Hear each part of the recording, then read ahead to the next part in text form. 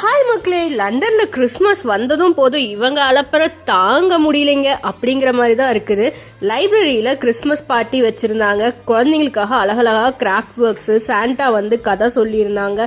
குட்டீஸ் எல்லாம் அவ்வளோ அழகா உட்காந்து ரசிச்சுக்கிட்டு இருந்தாங்க அந்த கதையை.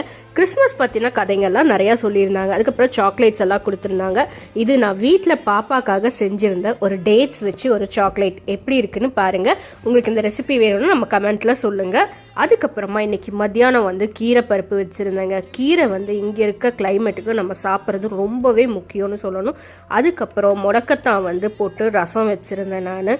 இந்த ரசம் குடிக்கும்போது தொண்டைக்கு இந்த குளிருக்கு நல்லா இதமாக இருந்தது. அதுக்கப்புறமா பார்த்தீங்கன்னா கம்முன்னு இருக்க முடியுமா நம்ம வாய், உடனே சில்லி வேணும்னு சொல்லி தோணி நானும் சில்லி போட ஆரம்பிச்சிட்டேன். மறக்காமல் நம்ம சேனலை சப்ஸ்கிரைப் பண்ணிக்கோங்க. இனி நிறைய வீடியோஸ் காத்துட்ருக்கு.